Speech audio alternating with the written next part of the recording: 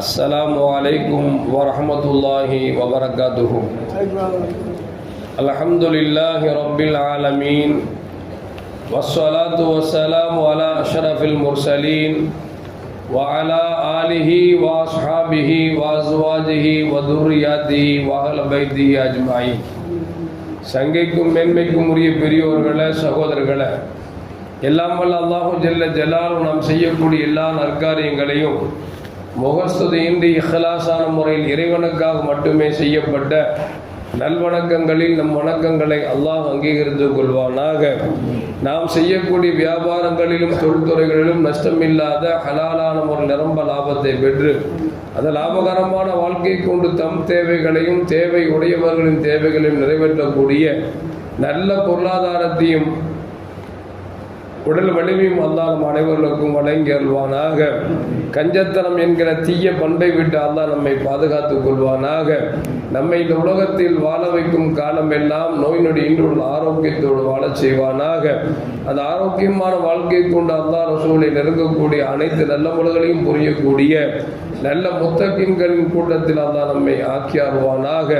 திடீர் மரணங்களை விட்டும் தீய மரணங்களை விட்டும் நம்மையும் நம் குடும்பத்தையும் நம் சமூகத்தையும் அல்லாஹ் முழுமையான முறையில் பாதுகாத்துக் கொள்வானாக. மருத்துவமனையின் செலவினங்களை விட்டும் வேதனைகளை விட்டும் அல்லாஹ் நம்மை காத்தருள்வானாக. நம்மில் யாரெல்லாம் நோயால் பாதிக்கப்பட்டு வீடே கதி என்றும் ஆஸ்பத்திரியை கதி என்றும் அல்லல் பட்டும் அவதியுற்று வருகிறார்களோ அத்தனை மக்களுக்கும் அல்லாஹ் வெகு விரைவில் நோயை போக்கி உடல் ஆரோக்கியத்தை வழங்குவதோடு அவர்களை கொண்டு அவர் குடும்பத்திற்கும் சமூகத்திற்கும் பலன் தரக்கூடிய மக்களாக ஆக்கி அருள்வானாக. நாம் இந்த உலகத்தில் வாழ்ந்து மறைகிற நேரத்தில் லா இலாஹ இல்லல்லாஹ் முஹம்மது ரசூலுல்லாஹ் என்ற கலிமாவை மொழிந்து ஜன்னத்துல் ஃபிர்தௌஸை கண்ணால் கண்டு மகிழ்ந்து சிரித்த வண்ணமாக மரணிக்கக்கூடிய நல்வாக்கியம் என்ற மக்களில் அல்லாஹ் நம்மை ஆக்கி அருள்வானாக. மரணித்தும் மரணிக்காத இறைநேசரின் கூட்டத்தில் அல்லாஹ் நம்மை ஆக்கி அருள்வானாக. நாளை மறுமையில கண்மணி முஹம்மது ரசூலுல்லாஹி ஸல்லல்லாஹு அலைஹி வஸல்லம் அவர்களின் திரு கரங்களால் ஹவுதுல் கௌசர் என்கிற தடாகத்தின் நீர்வருகே அன்னாரின் ஷஃபாத்தை பெற்று அன்னாரின் கரம் பிடித்து ஜன்னத்துல் ஃபிர்தௌஸ் என்ற உயர்ந்த சொர்க்கத்தில் அவர்களோடு அல்லாஹ் நம்மை சங்கமிக்க செய்வானாக. எல்லாவற்றுக்கும் மேலாக இறை அன்பை பெற்று இறைவனை பார்த்து பரவசம் அடையக்கூடிய அவர் நிக்காவையும் ரிதாவை பெற்ற மக்களில் அல்லாஹ் நம்மை ஆக்கி அருள்வானாக. அருமையான மோமின்களை, சிந்தனை சிப்பி சல்மானுல் ஃபாரிசி ரலியல்லாஹு தஆலா அன்ஹு இவர்கள் பாரசீகத்தை சார்ந்தவர்கள். எப்பொழுதும் அவர்கள் ஒவ்வொரு மதங்களாக மார்க்கங்களாக எந்த மதம் சிறந்தது, எது உண்மையான மதம், எது நல்ல மதம் என்பதை அவ்வப்பொழுது சிந்தித்துக் கொண்டே இருப்பார்கள். இவர்கள் எந்த மதத்தை சார்ந்தவர்கள் என்று சொன்னால் இவர்கள் நெருப்பை வணங்கக்கூடிய மஜூசியாக இவர்கள் வாழ்ந்தார்கள். ஆரம்ப காலத்தில் நெருப்பை வணங்குவது என்பது உகந்தது அல்லவே என்று சொல்லி சிந்தித்துக் கொண்டே வருகிற பொழுது நசாராக்களின் ஆலயம் இவருக்கு கண்ணுக்கு படுகிறது. அவர்கள் சொல்லக்கூடிய அந்த கோட்பாடுகளும் அவர்கள் பேசக்கூடிய பேச்சுகளும் இவரை மனதால் ஈர்க்கப்பட்டு அந்த மதத்திற்கு செல்லலாம் என்று சொல்லி ஆசைப்படுகிறார்.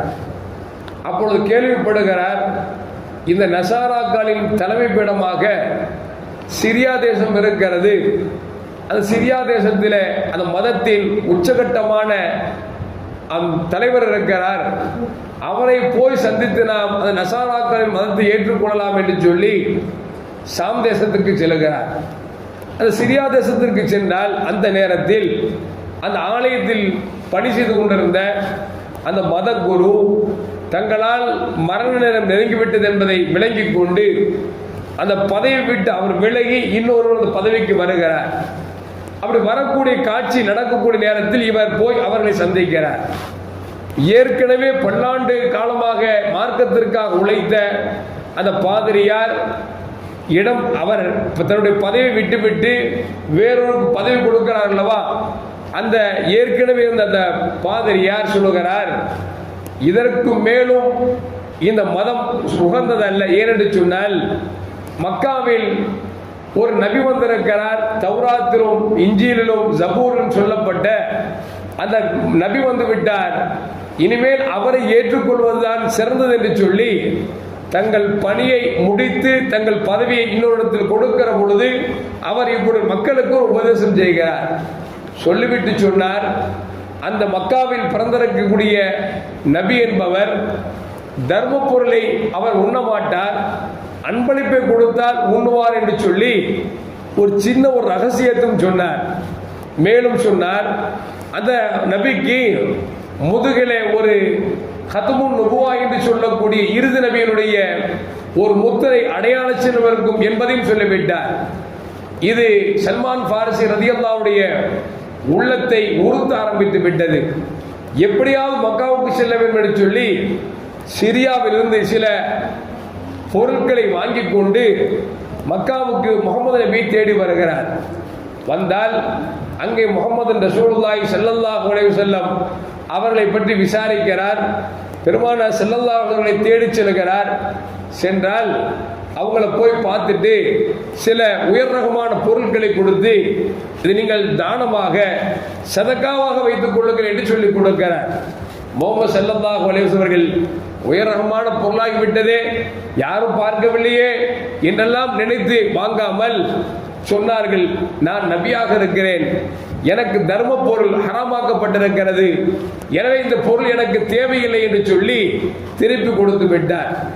மீண்டும் இன்னும் சில உயர் ரகமான பொருட்களை எடுத்து நபி இடத்தில் கொடுத்து சொன்னார், உங்களுக்கு இதை நான் அன்பளிப்பாக தருகிறேன், வாங்கிக் கொள்ளுங்கள் என்று சொன்னார். பெருமானார் ஸல்லல்லாஹு அலைஹி அவர்கள் அந்த பொருளை வாங்கி கொண்டார்கள். பெருமானார் ஸல்லல்லாஹு அலைஹி சுற்றி பார்க்கிறார், முதலே ஹத்முன் நுபுவா என்று சொல்லக்கூடிய நபியின் முத்திரை ஒன்று இருக்கிறது. பார்த்துவிட்டு அந்த பாதிரியார் சொன்னது உண்மையாக விட்டது என்று சொல்லி கண்மணி முஹம்மது ரசூலுல்லாஹி ஸல்லல்லாஹு அலைஹி வஸல்லம் கரம் பிடித்தார். அஷ்ஹது அன்னக ரசூலுல்லாஹ், நீங்கள் அல்லாஹ்வின் ரசூல் என்று சொல்லி நான் சாட்சி சொல்கிறேன் என்று சொல்லி அவர் இஸ்லாத்தை ஏற்றுக்கொண்டார் என்று வரலாறு சொல்லுகிறது. அதற்கு பிறகு பல போர்கள் கலந்திருக்கிறார். இன்னும் சொல்ல போனால் மதீனாவுக்கு சென்ற பிறகு மதீனாவை சுற்றி இருக்கக்கூடிய எதிரிகள் எல்லாம் இஸ்லாம் வேகமாக வளர்கிறது, இவர்களை அடியோடு ஒழிக்க வேண்டும் என்று சொல்லி திட்டம் தீட்டி அவர்கள் போர் தொடுக்க நினைத்த பொழுது நபிகள் நாயகம் ஸல்லல்லாஹு அலைஹி வஸல்லம் தோழர்களை அழைத்து ஆலோசனை கேட்டார்கள். எதிரிகள் எல்லாம் புடை சூழ்ந்து கொண்டிருக்கிறார்கள், நாம் ஒரு குறைவானவர்களாக இருக்கிறோம், நேருக்கு நேராக மோதலாமா அல்லது வேறு ஏதாவது காரியம் செய்யலாமா என்று ஆலோசனை கேட்ட பொழுது சல்மான் ஃபாரிசி ரலியல்லாஹு தஆலா அன்ஹு அவர்கள்தான் ஹந்தக் என்று சொல்லி மதீனாவை சுற்றி அகழ் தோண்டி நாம் உள்ளிருந்தே நாம் சண்டை போடலாம் என்று சொல்லி மிகப்பெரிய அற்புதமான ஆலோசனை கொடுத்த ஒரு மனிதர் சல்மான் ஃபாரிசி ரலியல்லாஹு தஆலா. எதற்கு சொல்லுவார்கள் என்று சொன்னால், முஹம்மது ரசூலுல்லாஹி ஸல்லல்லாஹு அலைஹி வஸல்லம் மகத்துவத்தை மகோன்னதத்தை விளங்கினார், இஸ்லாத்தை ஏற்றார் என்பது மட்டுமல்ல, கியாமத் நாள் வரைக்கும் அவரை பேசிக் கொண்டிருக்கிறோம் என்று சொன்னால் நபியை நாம் எந்த அளவுக்கு உயர்வாக நினைக்க அல்லாஹ் யார் உயர்வாக நினைக்கிறார்களோ அவர்களை உயர்த்தி கொண்டிருக்கிறார் என்பதற்கு இன்னொரு நிகழ்வு நமக்கு கொண்டு சொல்லி காட்டுகிறது.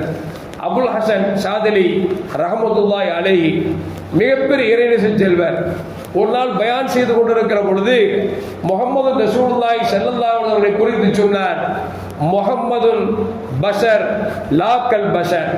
சொன்னார், முஹம்மது ஸல்லல்லாஹு அலைஹி வஸல்லம் அவர்கள் மனிதர் தான், ஆனால் எல்லா மனிதரை போன்று அல்ல என்று சொல்லிவிட்டு அவர் சொல்லுகிறார், கல் யாக்கூத்து பைனல் ஹஜர், எப்படி கற்கள் இருக்கிறதோ கற்களுக்கு மத்தியிலே வைரம் என்கிற கல் எப்படி வித்தியாசமானதோ அதுபோன்று முஹம்மது ரசூலுல்லாஹி ஸல்லல்லாஹு அலைஹி வஸல்லம் மனிதர்கள் தான், ஆனால் மனிதரில் எப்படி கற்களில் விலை உயர்ந்த மதிப்புள்ள அந்த வைரம் எப்படி தனித்துவம் பெறுகிறதோ அதுபோன்று பெருமானார் ஸல்லல்லாஹு அலைஹி வஸல்லம் மனிதர் தான், ஆனால் மனிதரில் ஆகச் சிறந்தவர் என்று அவர் பயானிலே சொன்னார். அன்றிரவு உறங்குகிறார். கண்மணி முஹம்மது ரசூலுல்லாஹி ஸல்லல்லாஹு அலைஹி வஸல்லம் கனவிலே வருகை தருகிறார்கள்.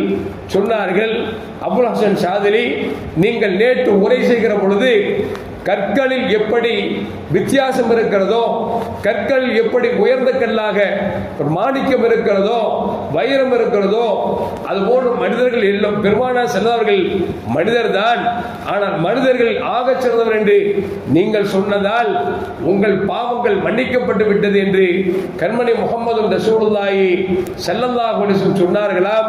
சொல்லிவிட்டு சொன்னார்கள், சொன்ன உங்களுடைய பாவங்கள் மட்டும் மன்னிக்கப்படவில்லை, அந்த மஜ்லிஸில் யாரெல்லாம் கலந்து கொண்டார்களோ அவர்கள் பாவங்கள் மன்னிக்கப்பட்டு விட்டது என்று பெருமானார் ஸல்லல்லாஹு அலைஹி சொன்னார்களாம்.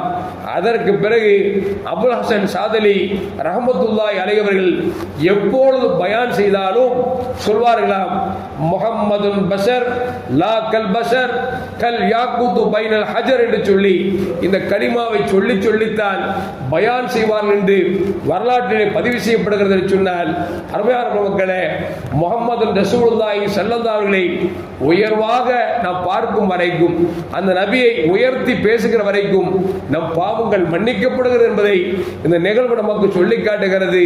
எல்லாம் வல்ல அல்லாஹ் ஜல்ல ஜலாலுஹு சஹாபாக்கள் எந்த உயர்ந்த பார்வையில் உத்தம நபி ஸல்லல்லாஹு அலைஹி அவர்களை பார்த்தார்களோ அதுபோன்ற உயர்ந்த பார்வையில் பார்க்கக்கூடிய நல்ல மூமின்களாக என்னையும் உங்களையும் அல்லாஹ் ஆக்கி அருள்வானாக. அஸ்ஸலாமு அலைக்கும் வரஹ்மத்துல்லாஹி வபரகாத்துஹு. அல்லாஹு அலா முஹம்மத் ஸல்லல்லாஹு அலைஹி வஸல்லம் ஸல்லல்லாஹு அலா முஹம்மத் ஸல்லல்லாஹு அலைஹி வஸல்லம் ஸல்லல்லாஹு அலா முஹம்மத் யா ரப்பி ஸல்லி அலைஹி